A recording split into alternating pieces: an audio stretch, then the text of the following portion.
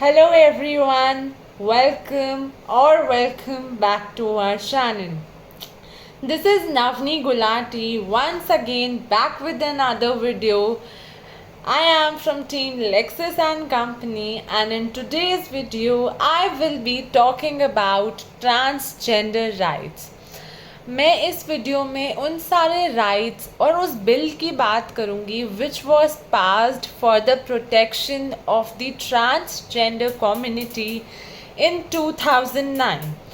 हम में से बहुत से लोग हैं हु नो दैट एक ट्रांसजेंडर बिल पास हुआ था in 2019 giving equal rights and benefits to the transgender community. But हमें ये नहीं पता कि उस बिल में क्या क्या पास हुआ है and why is the transgender community upset about the few points and the few intricacies of that bill. तो आज मैं डिटेल में आपको समझाऊंगी that why transgender bill which is passed is still opposed by a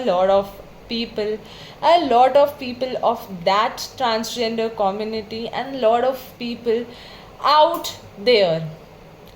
हम transgender bill की बात करेंगे थ्रू 2 वीडियोज़. इस पूरे टॉपिक को 2 वीडियोज़ में स्प्लिट करा जाएगा. So stay tuned and wait for the other video for the completion of the topic. Do subscribe to our channel, like our channel, because every day our team takes a lot of efforts to upload a lot of videos related to socio-political, legal, knowledge, issues, and everything is imparted through our channel.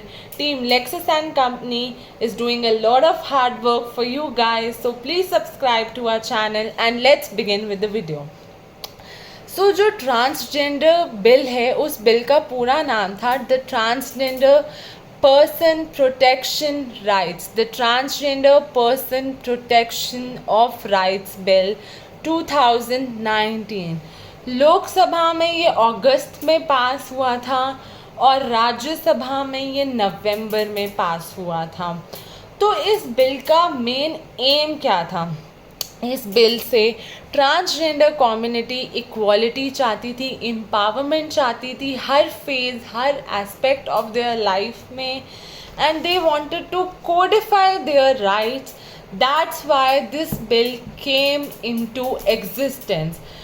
तो transgender को हम कैसे समझें? हम लोगों को पता ही नहीं है कि ट्रांसजेंडर है क्या. तो हमें 2 वर्ड्स को समझना है, सिस एंड ट्रांस. सिस का मतलब होता है, सिस जेंडर का मतलब ये होता है कि जिस इंसान की जेंडर आइडेंटिटी उसकी बर्थ आइडेंटिटी से मैच करती है. जब जेंडर आइडेंटिटी जब आप जेंडर आइडेंटिफाई करते हो अपना बड़े होकर या किसी भी at the age of any time of the any point of your life, आपकी बर्थ आइडेंटिटी है you have female organs in your body, but आपकी जो जेंडर आइडेंटिटी आप रिकॉग्नाइज करते हो दैट इज़ मेल. तो इसको कहते हैं ट्रांस. पर अगर आपकी जेंडर आइडेंटिटी आपकी बर्थ आइडेंटिटी से मैच करती है, आपके जो जेनिटल ऑर्गन्स हैं that are a female and you recognise your self as a female in your gender identity, तो आप सिस. अब आप ट्रांस का मतलब समझेंगे तो trans means when your gender identity is recognised is different from your birth identity. जब आपकी बर्थ आइडेंटिटी है, you have genitals of a male, और आप अपने आप को रिकॉग्नाइज करते हैं your birth and identities of a male, and आपकी जेंडर आइडेंटिटी आप अपने आप को रिकॉग्नाइज करते हैं एज अ मेल, तो आप अपने आप को रिकॉग्नाइज करते हैं एज अ फीमेल, तो आपकी जेंडर आइडेंटिटी और आपकी बर्थ आइडेंटिटी दोनों मिसमैच कर रहे हैं. That means trans. So when the gender identity and birth identity does not match with each other, that is known as transgender. तो इस बिल को पास करने के लिए, ट्रांसजेंडर बिल को पास करने के लिए जो हाइलाइट्स थे इस बिल में वो थे कि पहला जो मैंने आपको समझाया कि कुछ लोग ऐसे होते हैं जो एट द बर्थ कुछ और तरीके से जेंडर जिनका रिकॉग्नाइज होता है, but when they grow up they recognise themselves at something else. तो जेंडर आइडेंटिटी बर्थ आइडेंटिटी से मैच नहीं करती. तो इस चीज़ को इक्वालिटी, इस चीज़ को प्रोटेक्शन देनी थी इस बिल का सबसे पहला हाईलाइट. तो ट्रांसजेंडर किस किस चीज़ को इंक्लूड करता है? वो इंक्लूड करता है trans men, trans women who are there with intersex variations, gender queers and persons with socio-cultural identity such as Kinners and Hijras. तो हम लोगों को बहुत से, बीइंग अ इंडियन सिटीज़न, हम लोगों के बहुत से मन में एक मिथ होता है कि ट्रांसजेंडर जो है वो सिर्फ किन्नर और हिजड़ाज होते हैं. No, yes, we are right, they are transgenders, but they are just a part of the community. They does not form a community. जो वो पार्ट फॉर्म करते हैं that is known as a socio-cultural part of this transgender community. Transgender community में there are intersex variations.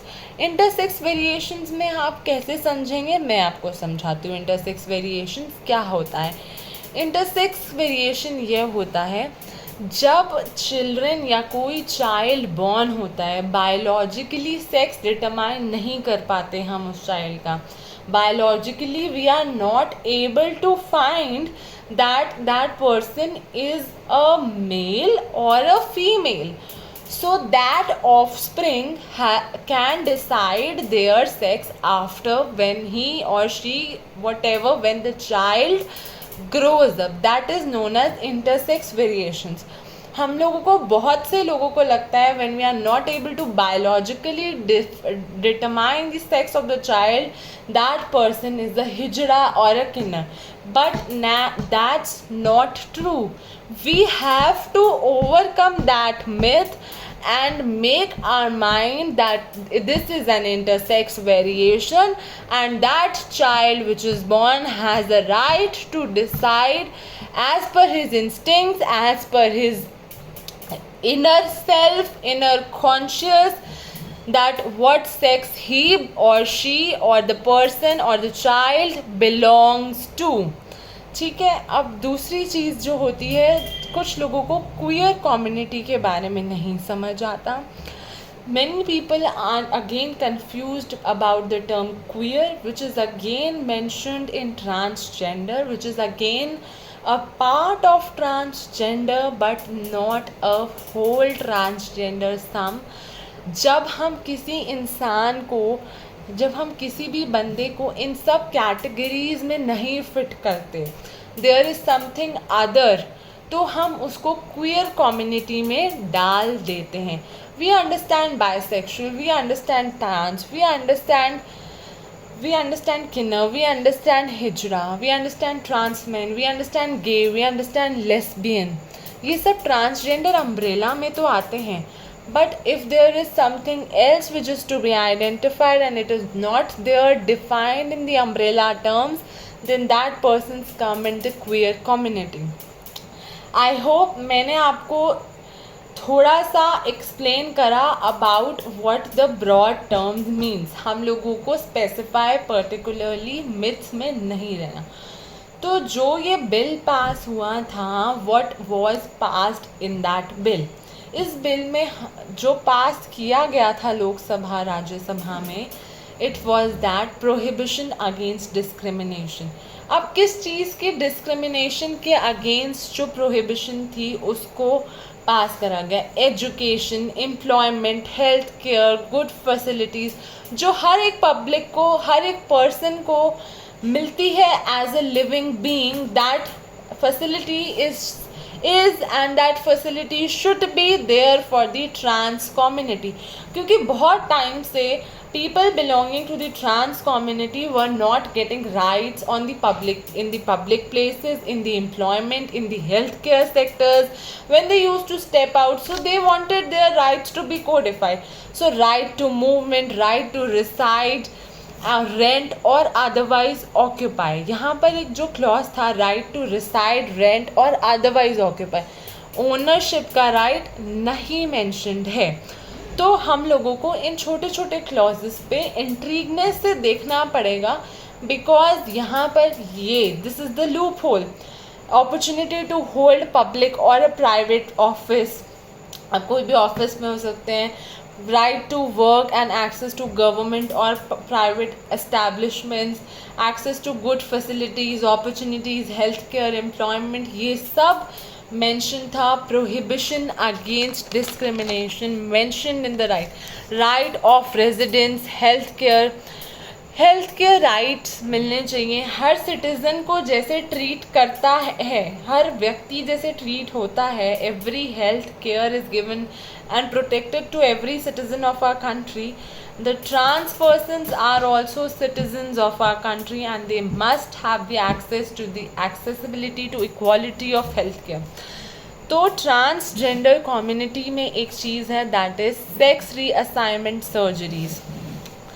Sex reassignment surgeries को इस act में एक right दिया गया। इस एक्ट में सेक्स जो रीअसाइनमेंट सर्जरीज़ होती हैं उनको मैंडेट करा गया कि अगर आप बायोलॉजिकली मेल हैं and you want to be and you are biologically male, your birth sex है आपका वो मेल है and you identify your self as a female, then your sex reassignment surgery has to be performed and you have to change your genitals to that as of a female.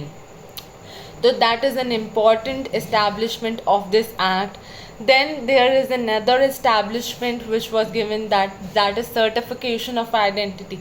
Every person of the trans community must have the certification of their identity, which will be provided by the DM of their particular area, district magistrate of the area. उससे आपको एक certificate provide किया जाएगा which will provide you with the identity of being a part of that community. तो जो government ने ये measures लिए that are for the sole and whole benefit of the trans community, सारे जो वेलफेयर मेजर्स हैं गवर्नमेंट के लिए जो सिटीजन्स को दिए जाएंगे, that the trans community was put in the aim to be equally put forward by and accessible to the measures given by the government. तो इस वीडियो में मैं अभी इतना ही बताना चाहूँगी। मैंने इस बिल को एक लेमैन की लैंग्वेज में आपको एक्सप्लेन करा है। I have tried to explain you about what is transgender, what all is included, what they asked for, what they got and what they want. तो अभी कुछ चीज़ें ऐसी हैं जिनसे ये trans community and the general people and the ordinary public is not happy. There are loopholes in this act which is passed. There are the loopholes in the law which are not satisfying the community, the citizens of our country. So it's necessary to discuss that, because if we won't raise our voices in front of everybody, then how can we create awareness about their rights and awareness about the important intricacies that can prevail in our country, in our community. So stay tuned for the next video, guys. It will be coming up really very soon. Thank you so much for watching. Don't forget to like, share and subscribe to our channel.